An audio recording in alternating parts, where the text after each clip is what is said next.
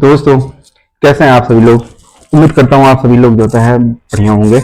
और आज जो है हम सीखने वाले हैं एप्पसीट में। यदि आपने जो है बल्क डेटा एंट्री करते हैं, जिसमें जैसे कि आप पेरेंट चाइल्ड रिलेशन मेंटेन करते हैं, तो आप वहाँ पे क्या होता है एक ही आईडी पर जो होता है मल्टीपल डेटा जो होता है इंटर करवा सकते हैं। तो अगर आप मल्टीपल डेटा जो भी इंटर होती है वो हमारा किसी एक जो चाइल्ड वाला टेबल है उसके अंदर जाता है। तो अगर आप चाहते हैं कि उसी डेटा को जो है कॉपी करके आप किसी दूसरे अगर जो है टेबल में रखना चाहते हैं, वो भी एप्पसीट की मदद से, तो कैसे कर पाएंगे आज के इस वीडियो में मैं आपको बताने वाला हूं। दोस्तों, मेरा नाम है अमित और मैं आप सभी लोगों का स्वागत करता हूं आपके अपने चैनल टेक ज्ञान अमित में। दोस्तों, वीडियो अच्छी लगेगी तो प्लीज वीडियो को लाइक कर लीजिएगा, चैनल को सब्सक्राइब कर लीजिएगा और बेल आइकन जरूर दबाइएगा। तो दोस्तों, इसे समझने के लिए सीधे हम आ चुके हैं अपने गूगल सीट में। और यहाँ पर इसको मैं आपको थोड़ा सा पूरा डिटेल आपको दे देता हूँ कि इसका टेबल स्ट्रक्चर कैसा है। फिर हम इसको जो है एप्पसीट में लेके जाएंगे और वहां पर इसका पूरा डिटेल में सारा चीजें देखेंगे। तो देखिए, सबसे पहले ये है जो बेसिक डेटा है जो कि हम एप्पसीट में लेकर के आएंगे। जैसे कि अगर कोई प्रोडक्ट को मैं सेलेक्ट करता हूँ तो उसका वेंडर कौन है, उसका प्रोडक्ट आईडी क्या है, ये सारी चीजें जो है हम एक ड्रॉप डाउन से लेंगे। उसके बाद यहाँ पे क्या हो रहा है, एक मेन डाटा होगा जिसमें हम इस टेबल को जो था हम पैरेंट बनाएंगे और देन यहाँ पे हमारा चाइल्ड होगा जिसके अंदर सारा का सारा डेटा आएगा। देन जैसे ही यहाँ पे सारा का सारा डेटा आएगा, वो सारा डेटा कॉपी होकर के कॉपी डेटा वाले टेबल के अंदर आना चाहिए, जो कि आज हम इस वीडियो में देखने वाले हैं। तो इसके लिए हम यहाँ पे क्या करेंगे, सबसे पहले तो अपने एप्पसीट में जाएंगे और यहाँ पर हम जो है यहाँ पे सीधे चलते हैं एप्पसीट और .com पे। तो appseed.com पे यहाँ पे आने के बाद यहाँ पे हम चलते हैं क्रिएट और यहाँ पे app start with existing data. इसके बाद आप अपने एप्पसीट का नाम दे सकते हैं और यहाँ पे लिख देता हूँ मैं copy data to another table. आप अपने हिसाब से नाम रखिएगा और यहाँ पे इसका कैटेगरी सेलेक्ट कर लीजिएगा। तो यहाँ पे मैं एजुकेशन एंड ट्रेनिंग पर्पज ले लेता हूँ, चूज योर डेटा। उसके बाद यहाँ पर अपनी ईमेल आईडी में जाता हूँ और मतलब अपना जो डेटाबेस है वो उसको सेलेक्ट करता हूँ, मतलब आईडी के थ्रू। और यहाँ पर हमारा जो गूगल सीट का जो नेम है लुकर विद एप्पसीट, इसको हम यहाँ पे सर्च करते हैं, लुकर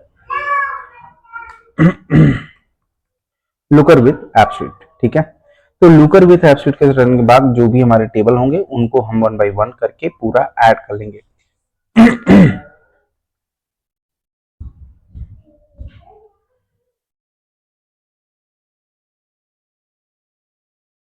तो यहाँ पर हमारा जो ऐप है, जो उसका टेबल है, वो हमारा गूगल सीट का वो सारा ऐप के अंदर मतलब यहाँ पे आ चुका है बाय डिफॉल्ट। मतलब एक टेबल जो होता है इंसर्ट हो जाता है जो कि आपका प्राइमरी व्यू होता है। उसके बाद यहाँ पे और भी बहुत सारे जो टेबल्स होते हैं वो आप यहाँ पे ऐड करने के लिए आपको ऑप्शन मिल जाता है। तो यहाँ से वन बाई वन करके हम सारे टेबल्स को जो होता है यहाँ पे ऐड कर लेते हैं। ये हो गया हमारा मेन डेटा वाला टेबल। देन हमारा हो गया सब डेटा का टेबल और इसी तरीके से एक टेबल और है जो कि आई थिंक ये कॉपी डेटा का है, इसको भी हम यहाँ पे ऐड कर लेते हैं। तो जो भी है सारा डिटेल हम पूरा जो है यहाँ पे देखने वाले हैं। सारे स्टेप जो है मैं आपको करके दिखाऊंगा कैसे पेरेंट चाइल्ड जो है रिलेशन मेंटेन होता है। वैसे मैंने कई सारी जो है वीडियो में ये चीजों को बताया है, लेकिन यहाँ भी मैं आपको पूरा जो है एकदम डिटेल में सारी चीजें क्रिएट करके दिखाऊंगा कि कैसे क्रिएट किया जाता है। उसके बाद हम यहाँ पर वो भी तरीका देखने वाले हैं कि हम कैसे बल्क डेटा को कॉपी करके अपने एक टेबल से दूसरे टेबल में लेके जाते हैं, वो भी जब हम डेटा को ऐड करते हैं। ठीक है, तो अब यहाँ पे देखिए क्या है, जैसे कि मैंने आपको यहाँ पे बताया था कि हमारा जो मेन डेटा नाम का जो टेबल है वो हमारा पेरेंट टेबल है और यहाँ से हमारा जो है ये वाला जो टेबल है सब डेटा वो हमारा चाइल्ड वाला टेबल है। तो यहाँ पे हमें क्या करना पड़ेगा कि हमें एक दूसरे के बीच में जो है पेरेंट चाइल्ड रिलेशन क्रिएट करना पड़ेगा। तो उसके लिए हमें क्या करना पड़ेगा, एक हमें रेफ व्यू जनरेट करना पड़ेगा।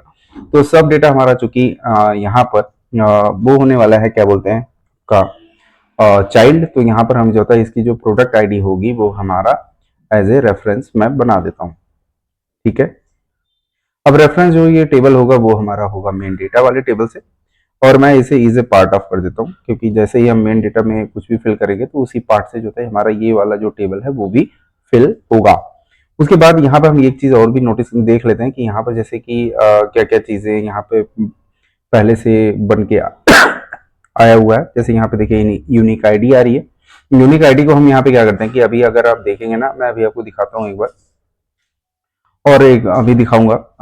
अभी आगे की चीजों को देख लेते हैं, तो उसके बाद हम पूरा आपके कॉलम स्ट्रक्चर को भी यहाँ पे पूरा डिटेल में आपको मैं दिखा देता हूँ। इसके बाद यहाँ पे चलता हूँ ऑटो कंप्यूट में। तो यहाँ देख रहा हूँ बाकी सारी चीजें जो है कुछ इस तरीके से आ रही हैं। मैं यहाँ भी एक काम कर देता हूँ, मैं यहाँ पे ऐप फॉर्मूला में जाके यहाँ भी एक यूनिक आईडी नाम का एक्सप्रेशन डाल देता हूँ। ठीक है, ये हमने एक्सप्रेशन डाल दिया, यहाँ पे कर दिया मैंने डन, और यहाँ पे मैं कर देता हूँ एक बार सेव।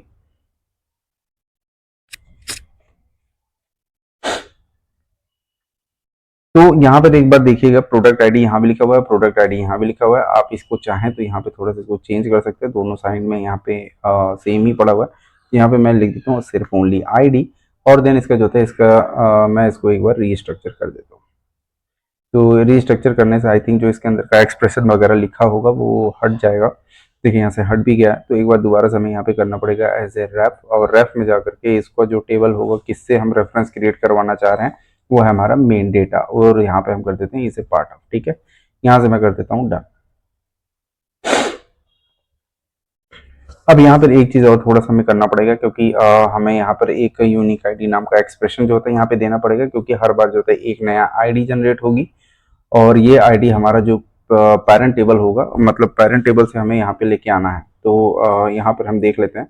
तो सब डेटा में आई थिंक मुझे रखने की ज़रूरत नहीं है पड़ने वाली, कोई बात नहीं, एक बार हम देखेंगे तो वहाँ पर जो भी चेंजेस होंगे वो हम कर लेंगे। तो यहाँ पर हमारा सब यहाँ पे हो चुका है। अगर आप मेन डेटा में जाएंगे ना, तो यहाँ पर आप देखिए जो रिलेटेड सब डेटा बाई प्रो आईडी यहाँ पे आ रहा है, तो हमारे प्रोडक्शन आईडी, तो ये टेबल हट चुका है, तो हमें यहाँ से इसको हटा ही देता हूँ, क्योंकि अब ये जो कॉलम है वो अब नहीं है, अब हमारे पास जो कॉलम है वो है आईडी। तो हमारा ये वाला काम जो होता है यहाँ पे रिलेशन जो होता है मेंटेन हो चुका है, और आईडी में यहाँ पर मैं इसको दोबारा डन कर देता हूँ, और ये अभी भी यहाँ पे जनरेट हो रहा है रेफरेंस रो में प्रोडक्ट आईडी, और ऑलरेडी आई थिंक हमने देख लेते हैं एक बार दोबारा से, और यहाँ पे चलते हैं, हमारा रेफ यहाँ पे है, और ये देख रहे हैं प्रोडक्ट आईडी भी ऑलरेडी हमारा रेफरेंस्ड है। तो रेफरेंस्ड है ये हमें नहीं चाहिए, क्योंकि हमें इससे जो है रेफरेंस जनरेट कराने की जरूरत नहीं है। तो यहाँ पे रेफ क्यों आया, क्योंकि हमारा जो मेन टेबल है, जहाँ पे मेन डाटा नाम का जो टेबल है आप देखेंगे, तो यहाँ पर भी सेम आईडी है, तो इसलिए वहाँ पे वो रेफरेंस जनरेट हो रहा है, बट हमें नहीं चाहिए इसको। और प्रोडक्ट आईडी एक्चुअली वो पहले से ही मुझे लग रहा है वो था, तो उसी के थ्रू ये यहाँ पे गेट हो रहा है, बट हमें इसको एज ए टेक्स्ट करना है, और ये जो प्रोडक्ट आईडी होगी वो हम लुकअप के थ्रू करके यहाँ पे लेके आएंगे। मैं इसको करता हूँ डन, और यहाँ से कर देता हूँ मैं डन। अब यहाँ पे वापस से चलूँ, अगर मैं अपने मेन डेटा का स्ट्रक्चर को देखता हूँ, तो रिलेटेड सब डेटा यहाँ अभी भी आ रहा है, और यहाँ से आ रहा है सब डेटा, और ये एक बार इसका एक्सप्रेशन देखें तो यहाँ पे क्या कर रहा है, प्रोडक्ट आईडी अभी भी यहाँ पे जनरेट हो रहा है, और यहाँ पर ये देखेंगे तो इसका एक्सप्रेशन हमें क्या कर रहा है, ये सिर्फ आईडी के थ्रू यहाँ पे जनरेट हो रहा है। तो अभी यहाँ पर रिलेटेड हमारा जो है वो रेफरेंस है, और यहाँ पर एक आ रहा है आईडी के थ्रू। तो एक बार दोबारा से टेबल स्ट्रक्चर एक बार हमें चेक करना पड़ेगा। एक देखिए आईडी के थ्रू यहाँ पे जनरेट हो चुका है, और यहाँ पर तो कोई नहीं है, लेकिन वहाँ पर जो ये रेफरेंस है आईडी, तो वहाँ पर भी हमें क्या दिखाना है, आईडी के थ्रू ही इसे रखना है। तो यहाँ पर दो ठो जो जनरेट हुआ वो हमें हटाना पड़ेगा सब डेटाज में। अब यहाँ पे जाएंगे तो यहाँ रेफरेंस कॉलम क्या है, प्रोडक्ट आईडी, ये हमें नहीं रखना है, इसको हम कर देते हैं यहाँ से डिलीट।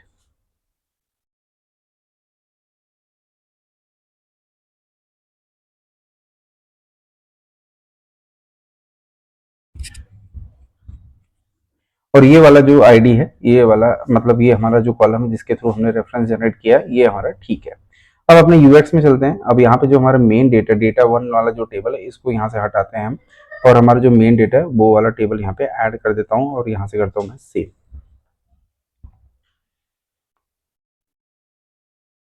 एक बार इसको ओपन करते हैं और यहाँ पर देखते हैं, और ये देखिए हमारा जो यूनिक आईडी है वो भी आ रहा है, डेट यहाँ पे आ ही रहा है, और ये वाला यहाँ पे कुछ आ रहा है लिखा हुआ सब data entries that reference this entry in the ID column.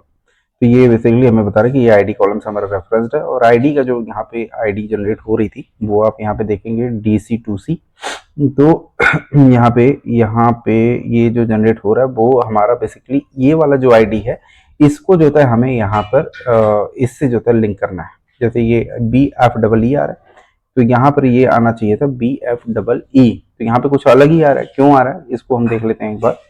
यहाँ पे हम चलेंगे, और यहाँ पे जो सब डेटा में एक्चुअली हमने यहाँ पर जो रेफरेंस में हमने अपना खुद का एक यूनिक आईडी करके यहाँ पे हमने बनाया हुआ है, देख रहे हो आप।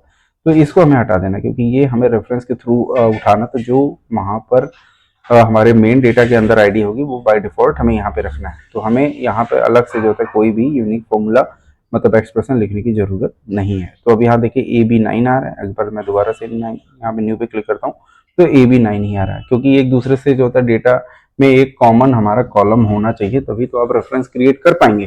तो हमारा ये वाला जो कॉलम होगा आईडी, वही हमारा रेफरेंस होने वाला है। तो हमारा ये जो काम है वो हो चुका है। अब नेक्स्ट में आते हैं। अब यहाँ पे जैसे यहाँ पे देखिए प्रोडक्ट आईडी आ रहा है। अब प्रोडक्ट आईडी यहाँ पे आ रहा है, ये भी बाईडी यहाँ पे यूनिक आईडी लगा हुआ है, मुझे ये भी नहीं चाहिए। मुझे मेरा जो प्रोडक्ट आईडी होगा वो आइटम के बेस पे होगा, मतलब जो भी आइटम हम सेलेक्ट करेंगे उसके हिसाब से हमारा प्रोडक्ट आईडी यहाँ पे जनरेट होगी। तो उसको भी हम एक बार सेटअप बना लेते हैं। तो आप यहाँ पे देखिए यहाँ पर हमारा आइटम नेम आप सेलेक्ट करेंगे, देन हमारा प्रोडक्ट आईडी, देन वेंडर, और देन मतलब फिर उसके बाद हम क्वांटिटी अपना मैन्युअली टाइप करेंगे। तो यहाँ पे हम चलते हैं, सबसे पहले तो अपने नेम का जो है ड्रॉप डाउन बना लेते हैं आइटम नेम का। और उसके लिए आपको क्या करना पड़ेगा, आपका जो डेटा है वो कहाँ पे है, कौन से टेबल में, वो है हमारा डेटा वन नाम के टेबल में।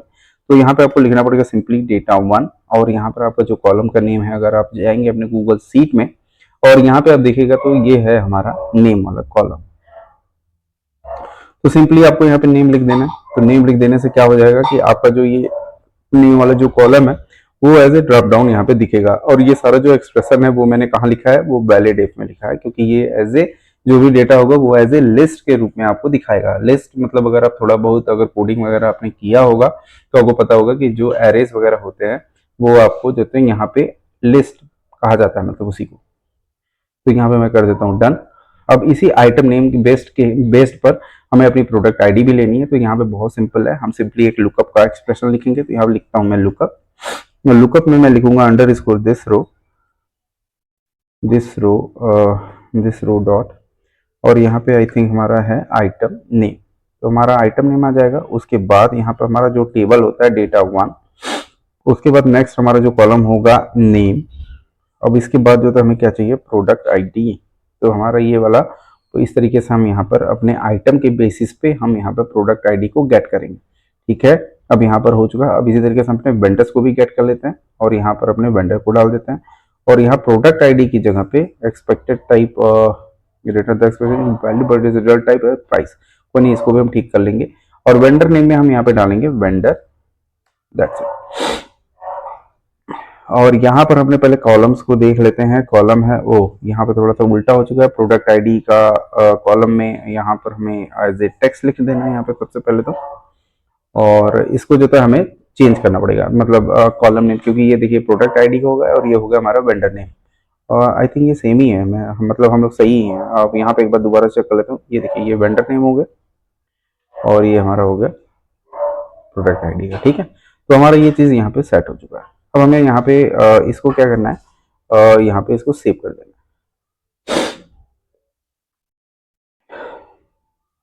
तो जो बेसिक सेटअप था वो बस इतना ही है। अब मैं अभी आपको जाऊं और यहाँ पे न्यू पे क्लिक करता हूँ और यहाँ पे ये देखिए हमारा रेफरेंस आईडी जनरेट हो चुकी है। यहाँ पे हमें ड्रॉप डाउन देखने को मिल रहा है। अगर मैं लैपटॉप को सेलेक्ट करता हूँ तो लैपटॉप के बाद देखिए उसका जो है NEN आ रहा है।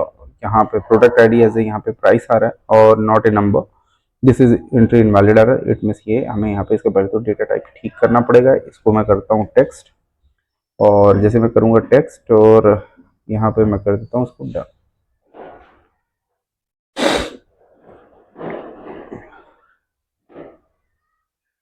तो अब दोबारा से एक बार जाते हैं न्यू, और न्यू में जाकर के यहाँ पर हम अपने आइटम नेम को सेलेक्ट करते हैं। जैसे मैंने इस बार कर लिया स्मार्टफोन, और ये कह रहा है अभी भी नॉट ए नंबर। तो अभी ये जाहिर सी बात है ये नंबर तो नहीं है। तो अब यहाँ पे देखते हैं यहाँ पे क्या इशू आ रहा है मेरे साथ। और फॉर्मूला में जा रहा हूँ और डेटा वैलिडिटी में भी हम इसको यूज़ कर देख रहा हूँ, और नीचे आके देख लेता हूँ एक बार। अपडेट बिहेवियर्स में सब कुछ सही है, नॉट ए नंबर्स की ज़रूरत भी नहीं है। और नॉट ए नंबर क्यों कह रहा है ये, lookup initial value underscore this row dot item name, और item name dot data one के अंदर जो नेम है, नेम से हमें जाता है प्रोडक्ट आईडी को उठाना है। तो प्रोडक्ट आईडी हमारे पास यहाँ पे है और ये सब कुछ ठीक है। तो एक काम करता हूँ, एज ए टेक्स्ट है तो नॉट ए नंबर का तो कोई मतलब ही नहीं बनता। तो प्रोडक्ट आईडी एज ए अभी भी यहाँ पे, यार ये बार बार ना प्राइस क्यों सेट हो रहा है, मुझे तो ये नहीं समझ में आ रही बात। कोई नहीं, एक बार दोबारा से इसको टेक्स्ट में कंसीडर चेंज करते हैं और सेव करते हैं। तो यहाँ से दोबारा से मैं करता हूँ इसको चेंज, और यहाँ पर मैं अपने आइटम नेम को एक बार सेलेक्ट कर लेता हूँ स्मार्टफोन, और ये अभी भी देख रहे हैं यहाँ पे नॉट ए नंबर लिख के आ रहा है, मुझे यही नहीं समझ में आ रहा कि यहाँ पे नंबर क्यों पकड़ रहा है, जबकि ऑलरेडी यहाँ पे ये एज ए टेक्स्ट है। तो नॉट ए नंबर का तो कोई मतलब बनता नहीं है। और यार एक काम करता हूँ, यहाँ पे कर लेता हूँ और यहाँ पे चलते हैं न्यू में, और यहाँ से हम अपना जो आइटम नेम है उसको एक बार सेलेक्ट कर लेता हूँ और करता हूँ स्मार्टफोन। और अभी भी ये कह रहा है नॉट ए नंबर। अब ये बात समझ नहीं आ रही, ये नॉट ए नंबर क्यों कह रहा है, जबकि ऑलरेडी और हमने यहाँ पे टेक्स्ट कंसीडर किया हुआ है। तो खैर हमारा ये मेन पर्पस तो नहीं है फिलहाल इसको आइडेंटिफाई कराने की, मतलब ज़्यादा दिक्कत नहीं है कि अगर आपका प्रोडक्ट आईडी यहाँ पे क्यों ऐसा कर रहा है, मुझे ये भी थोड़ा सा डाउट फील हो रहा है कि ये ऐसा क्यों कर सकता है, क्योंकि एज ए नंबर मुझे यहाँ कंसीडर करने की ज़रूरत तो है नहीं। बट मैं सब डेटा में एक बार दोबारा से जाता हूँ और यहाँ पर ये देख रहे हैं आप प्रोडक्ट आईडी नाम का जो कॉलम है यहाँ पे बिल्कुल ठीक ही है। अब एक काम करता हूँ, मैं इसका मेन वाला जो डेटा वाला जो टेबल है एक बार उसको भी देख लेता हूँ क्या है इसके अंदर चक्कर। और यहाँ पे आईडी ही लिखा हुआ है, डेट है और यहाँ पे सब कुछ दिया ही है, टुडे का डेट है, और यहाँ पे हमने कॉलम भी आईडी ही रखा हुआ है, सही है सब कुछ। तो यहाँ पे नॉट ए नंबर का तो कोई मतलब आना नहीं चाहिए फिलहाल तो, बट कोई नहीं, अभी इसमें पी इशू कर रहा है तो कोई नहीं है, इसको एज इट इज़ ही रहने देते हैं, क्योंकि अभी हमारा जो मेन पर्पज़ है वो समझना है अगर बल्क डेटा है तो उसको एंट्री कैसे करेंगे। तो यहाँ पर अगर मैं स्मार्टफोन को अगर दोबारा से सेलेक्ट करता हूँ, ये कह रहा है नॉट ए नंबर, कोई बात नहीं, और मैं इसको सेलेक्ट कर लेता हूँ, जैसे मैंने कर दिया 43 कर दिया, ठीक है। मैं सेव करता हूँ और नीचे आता हूँ मैं थोड़ा सा, और यहाँ पर एक बार चेक करते हैं यहाँ पे क्या दिखा रहा है, आईडी यहाँ पे आ रहा है, डेट आ रहा है, प्रोडक्ट आईडी यहाँ भी नॉट ए नंबर ही लिख के आ रहा है, कोई बात नहीं है। और हम अपना चलते दोबारा से एक आइटम को सेलेक्ट करते हैं और यहाँ पे मैं लिखता हूँ कीबोर्ड, और ये भी कह रहा है यहाँ पे भी NAN, जबकि ये नॉट ए नंबर होने की कोई ज़रूरत भी नहीं है। ये नंबर हमने इसका डेटा टाइप तो एज ए स्ट्रिंग ही रखा हुआ है, बट पता नहीं क्यों इशू आ रहा है, बट कोई नहीं, चलिए इसको रहने देते हैं, सेव करता हूँ। तो सेव करने के बाद अगर मैं इसको हिट कर दूंगा यहाँ से, अगर मैं सेव करूंगा ना, तो आप यहाँ पे आप देखेंगे तो जो सारा का सारा डेटा होगा वो देखेंगे 1 बाई 1 करके यहाँ पे आ जाएगा, ठीक है। अब ये होगा क्या, अब ये जैसे मैं चाह रहा हूँ कि जैसे यहाँ पे डेटा आता है हमारे सब डेटा के अंदर, वो सारा का सारा डेटा हमें कहाँ पे लाना है, हमारा कॉपी डेटा वाले टेबल के अंदर। तो अब हम इसके लिए जो है यहाँ पे अपना आगे का काम शुरू करते हैं। तो इसके लिए क्या करना पड़ेगा, सबसे पहले आपको अपने बिहेवियर में जाना पड़ेगा और यहाँ पे न्यू एक्शन को सेलेक्ट करना पड़ेगा, और यहाँ से न्यू एक्शन में आपको क्या सेलेक्ट करना पड़ेगा वो आपको मैं बताता हूँ। यहाँ से आपको क्या करना है कि जो भी सब डेटा में, मतलब जो भी डाटा आ रहा है वो कॉपी होकर के हमारे कॉपी डेटा वाले टेबल के अंदर जाना चाहिए। तो इसके लिए हमारे पास एक बिहेवियर है जिसका नाम है add a new row to another table using value from this table, ठीक है। ये वाला सेलेक्ट करना है और यहाँ सब डेटा से हमें कहाँ पे लेके जाना है, वो वाला टेबल आपको यहाँ पे बताना होता है। यहाँ पर आपको मतलब सोर्स बताना, मतलब यहाँ से आपको जो है मेन जहाँ से आपको डेटा डालना है, आपको सोर्स और देन आपको टारगेट वाले टेबल का नाम देना पड़ता है, ठीक है। अब यहाँ पे क्या करना है, जैसे ये यूनिक आईडी है तो यूनिक आईडी बाय डिफॉल्ट हमने वहाँ पे जनरेट किया हुआ, तो यूनिक आईडी वो हर बार वहाँ पे लेता रहेगा। देन प्रोडक्ट आईडी भी हमने रेफरेंस के थ्रू जनरेट किया हुआ, तो वहाँ पर भी ये आता रहेगा। तो हमारा जो मेन पर्पज है, और ये date date already I think यहाँ पे न्यू टुडे का ऑप्शन बना हुआ है, तो वहाँ पर भी वो ऑटोमेटिकली वो जनरेट हो रहा है, वो भी हमें दिखाने की जरूरत नहीं है। हमें यहाँ पे अभी काम करना है आइटम नेम का।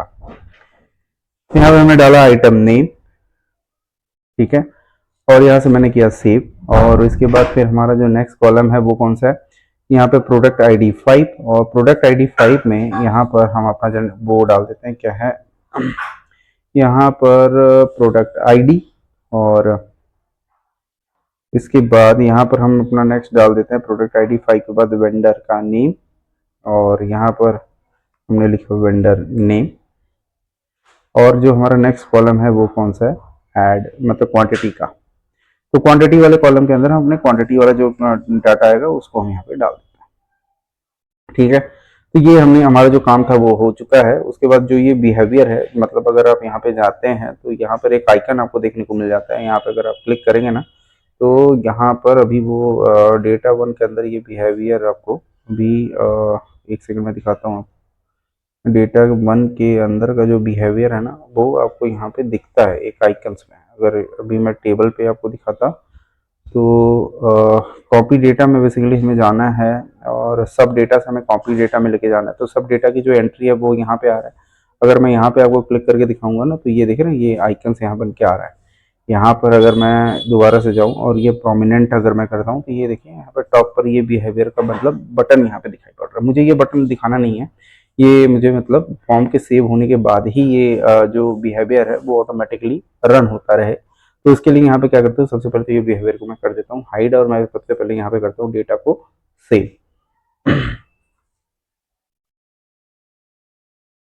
तो यहाँ पर हमारा जो काम है वो मतलब यहाँ पे हो चुका है। अब उसके बाद जो नेक्स्ट हमारा काम है वो है ऑटोमेशन में जाना और एक नया बॉट जनरेट कर देना। और इसके लिए हम यहाँ पे बॉट का अपना नेम रख देते हैं। यहाँ पर अपने बॉट का नाम होगा क्रिएट न्यू बॉट का ऑप्शन। बेसिकली यहाँ पर हमने बॉट का नाम रख देते हैं जैसे कॉपी डेटा।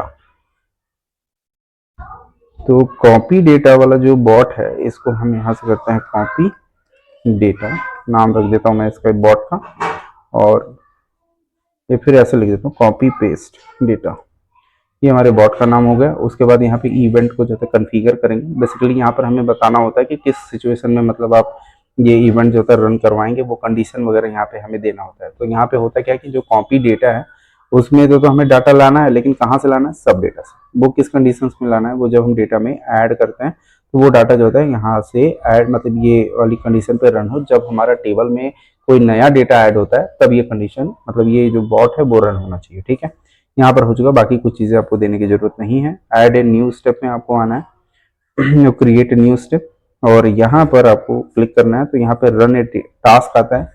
यहाँ बहुत सारे टास्क होते हैं जिसकी अभी हमें जरूरत नहीं है। हमें बेसिकली जो जरूरत है वो हम देखते हैं, तो रन ए डेटा एक्शन। रन ए डेटा में एक्शन में जाएंगे तो यहाँ पे ऐड ए न्यू रो करके ऑप्शन आपको मिल जाता है। और यहाँ पर कस्टम एक्शन में अगर आप जाते हैं, यहाँ पर वो जो आपने बिहेवियर सेट किया हुआ था न्यू एक्शन, तो उसका जो यहाँ पे आपको add a new row to the table, मतलब कॉपी डेटा में ये सारी जो टेबल है, मतलब कॉलम्स हैं, इसमें ये सारे डेटा जो है जाने वाले हैं। तो ये हमने पहले से ही बिहेवियर में बनाया हुआ था। तो जैसे ही मैंने उस बिहेवियर को सेलेक्ट किया, जो कि हमने अभी उसका नाम चेंज नहीं किया था, वो as it is new action by default आता है, तो वो हमने उसका नाम जो था डाला, तो हमारा जो बिहेवियर में जो भी सेटिंग्स थी वो ऑटोमेटिकली यहाँ पे आ गई। अब इसके बाद यहाँ पे आपको सेव कर देना है। तो यहाँ पर जो भी सेटिंग्स का जो काम था वो हमारा हो चुका है। अब हम यहाँ पे क्या करते हैं, अपने डाटा में चलते हैं और एक एंट्री करके देखते हैं और चेक कर लेते हैं कि वहाँ पे डाटा जा रहा है कि नहीं। तो यहाँ पे हम चलते हैं और दोबारा से हम करते हैं अपने आइटम नेम को सेलेक्ट। यहाँ पे हमने किया स्मार्टफोन, और यहाँ है इसका जो वेंडर है वो है सैमसंग, और मैंने स्मार्टफोन मान लीजिए मैंने ले लिया 6 पीस। ठीक है, और यहाँ पे जस्ट हम नीचे आते हैं, दोबारा से हम करते हैं न्यू, और यहाँ से मैं करता हूँ स्मार्टफोन के बाद जैसे मैंने ले लिया कीबोर्ड, और कीबोर्ड में हमने नीचे लिया, मान लीजिए इसका जो क्वांटिटी है, मान लीजिए मैं 32 पीस ले लिया कीबोर्ड। और यहाँ पर एक आइटम को और ऐड कर लेता हूँ, इसको थोड़ा सा बड़ा कर देता हूँ जिससे आपको थोड़ा सा दिखता भी है। और यहाँ पर मैं दोबारा से जाऊँगा और यहाँ से हम अपने दूसरे तीसरे आइटम को सिलेक्ट कर लेते हैं। जैसे मैंने ले लिया माउस, तो माउस में हम यहाँ पे इसको कर लेते हैं, जैसे इसका क्वांटिटी को सिलेक्ट करता हूँ 32। ठीक है, ये मैंने कर लिया सेव। तो हमारे पास जो होता है कुल मिला के 3 आइटम जो है हमने जो होता है यहाँ पे अपना ऐड कर लिया है एक रेफरेंस आईडी के अगेंस्ट में। तो अब यहाँ पे क्या करता हूँ, मैं इसको सेव करता हूँ, आपको गूगल शीट पे लेके चलता हूँ, और यहाँ पे देखिए ये हमारा कॉपी डेटा वाला टेबल है। और यहाँ पे देखिए एक, यहाँ पे देखिए प्रोडक्ट आईडी हमें देखने को नहीं मिली, और ये चीज़ थोड़ा सा मतलब है, ये क्यों हुआ ऐसा, ये हमें देखना पड़ेगा। मुझे लग रहा है ना कॉलम में हमने जो चेंजेस की वो हमने यहाँ पे रिफ्लेक्ट नहीं हो रही है, क्योंकि मैंने इस चीज़ को वहाँ पे नोटिस किया कि जो भी हमने चेंजेस किया था वो वहाँ पे हो नहीं पाया। तो बट हमें जो बेसिकली हमें यहाँ समझने वाली बात थी कि अगर हमारे पास जो है बल्क डेटा है, देख रहे हैं आप यहाँ पे सब डेटा, एक बार मैं इसको क्या करता हूँ, मैं इसको एक बार पूरा डिलीट कर देता हूँ यहाँ से। और यहाँ से भी अगर मैं चलता हूँ तो इसको हम इसको भी यहाँ से हटा देते हैं और अपने मेन डाटा में चलते हैं। तो मेन डाटा में आई थिंक यहाँ पे 2 डाटा पड़ा हुआ है, बट हम इसको भी यहाँ से हटा देते हैं। ठीक है, तो हमारा ये जो काम था यहाँ से हमारा पूरा टेबल यहाँ बिल्कुल फ्रेश हो चुका है। मैं इसको एक बार रिफ्रेश कर लेता हूँ यहाँ से। तो यहाँ पर अभी हम चलते हैं और ऐड न्यू पे जनरेट क्लिक करते हैं, और यहाँ पर नीचे को देखते हैं। सबसे पहले तो यहाँ पे आइटम नेम है और मैंने किया स्मार्टफोन, और यहाँ पे मुझे लग रहा है ना कि हमने जो कॉलम में जो थोड़ा बहुत चेंजेस किया है और उसको सही से लग रहा है, प्रॉपर रिफ्रेशमेंट नहीं आई है। बट कोई नहीं, हमें जो समझना था वो यही था कि हमें बल्क डेटा को कैसे एक टेबल से दूसरे टेबल में ट्रांसफ़र कर सकते हैं। तो वो चीज़ हम यहाँ पे देख लेते हैं, और यहाँ पर चलते हैं। दोबारा से मैं करता हूँ न्यू, और यहाँ पर एक प्रोडक्ट को और ऐड कर लेता हूँ मैं। और यहाँ से मैं जैसे मान लीजिए इस बार ले लिया मैंने हेडफोन, और हेडफोन में हमने यहाँ पर इसका जो क्वांटिटी है मान लीजिए मैंने लिया 10 पीस, ठीक है। अभी इस बार मैं 2 ही आइटम्स को ऐड करता हूँ और यहाँ पे 2 आइटम ऐड हुआ, मैंने किया सेव। अब यहाँ से होगा क्या कि सबसे पहले तो ये मेन डाटा में डाटा आया, उसके बाद ये सब डेटा में जाएगा। देख रहे हैं यहाँ पे 1 2 डाटा यहाँ पे आ चुका है और यहाँ पे ये आईडी जनरेट हो गई। और साथ ही साथ यहाँ पे एक चीज़ देखिएगा, हमें जो है प्रोडक्ट आईडी वाले कॉलम में कुछ नहीं देखने को मिल रहा है। वो इसलिए नहीं देखने को मिल रहा है कि हमारे जो प्रोडक्ट आईडी में का जो रेफरेंस है ना, वो हमारा जो होता है यहाँ पर ये मेन डेटा वाले टेबल से रेफरेंस में है, और हमारा जो होता है यहाँ पर तो आ रहा है, लेकिन इस डाटा को हमें यहाँ भी तो लाना है। तो इस डाटा को लाने के लिए यहाँ पे क्या करना पड़ेगा, वापस से चलना पड़ेगा हमें अपने बिहेवियर के अंदर।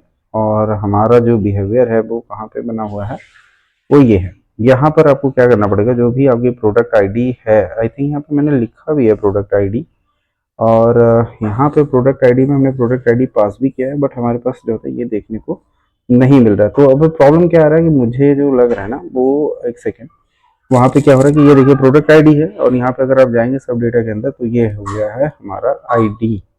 तो अभी भी मुझे लग रहा है एपशीट में ये प्रॉपर जो होता है रिफ्रेशमेंट हमारा नहीं हुआ है। तो मैं एक बार चलता हूँ, इसको थोड़ा सा छोटा करता हूँ, और अभी हमारा जो मेन डाटा है, मेन डाटा के बाद यहाँ पे सब डेटा है, इसको मैं एक बार ठीक से एक बार रिफ्रेश करता हूँ, क्योंकि मुझे लग रहा है यहीं बट यहाँ पे तो रेफरेंस हमने दिया हुआ है और ये आईडी कॉलम ही आ रहा है।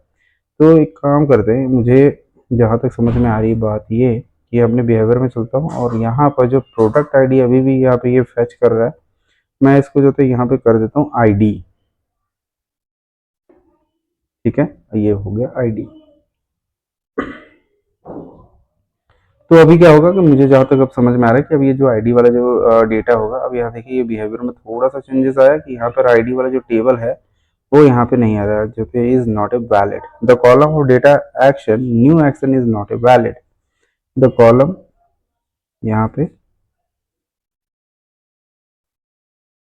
तो यहाँ पर जो मुझे समझ में आ रही है कि जो कि ये प्रोडक्ट अंडरस्कोर जो 5 है ना, यहाँ पर अगर आप देखेंगे तो प्रोडक्ट अंडरस्कोर 5 नाम का कोई भी डेटा यहाँ पे नहीं है, क्योंकि हमने इसको ऑलरेडी जो था चेंज कर दिया था। जहाँ पे हमें प्रॉब्लम आ रहा था बेसिकली ये प्रोडक्ट अंडरस्कोर 5 ये वाला टेबल देखने को मिल रहा था, लेकिन हुआ क्या था कि ये जो, इसीलिए हमने इसको जो था चेंज किया था आईडी में।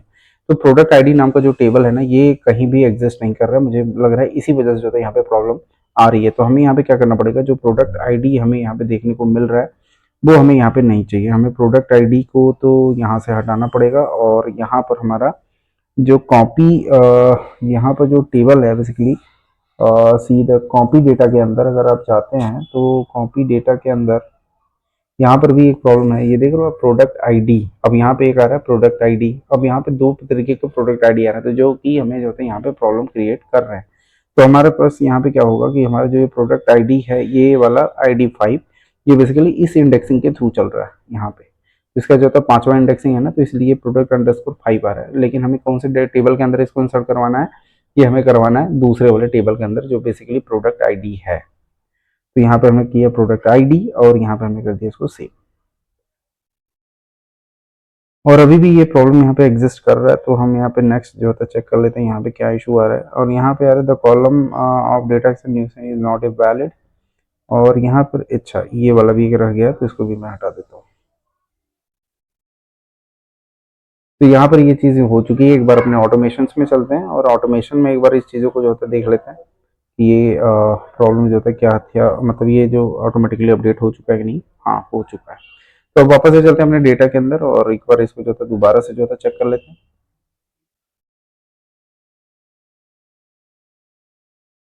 और यहाँ से हम दिया जैसे मैंने कीबोर्ड, और यहाँ अभी भी नॉट ए नंबर ही आ रहा है, बट कोई इशू नहीं है उससे। हमारा जो मेन पर्पस है समझने का, वो हम यहाँ पे देख रहे हैं। तो हमने एक आइटम ऐड किया, देन हम दूसरा भी आइटम है इसमें ऐड कर लेता हूँ मैं। और यहाँ पे लिया मैंने हेडफोन, और हेडफोन में यहाँ पर हमने कर लिया इसको जो था 21, ठीक है। ये हमने सेव किया, और 2 ही आइटम मैं रहने देता हूँ, मैं इसको करता हूँ मैं सेव। और इस बार जो है चेक कर लेते हैं कि यहाँ पर जो है प्रोडक्ट आईडी ऐड हो रहा है कि नहीं हो रहा है। ये देख रहे हैं, इस बार हमारा प्रोडक्ट आईडी जो है ऐड हुआ है।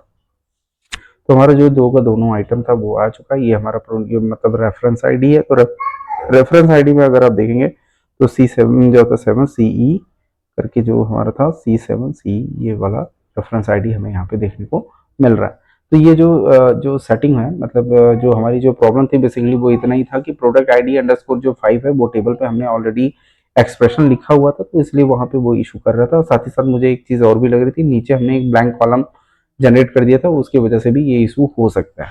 बट कोई नहीं, जो प्रॉब्लम था वो यहाँ पे रिजॉल्व हो चुका है, और आपने ये इस वीडियो में देख भी लिया कि किस तरीके से जो होता है बल्क डेटा को एक टेबल से दूसरे टेबल में ट्रांसफर करते हैं। आई होप आपको ये वीडियो समझ में आ गई होगी। तो वीडियो अच्छी लगी तो प्लीज़ चैनल को लाइक और सब्सक्राइब कर लीजिएगा। मिलते हैं अगली वीडियो में, तब तक के लिए नमस्कार।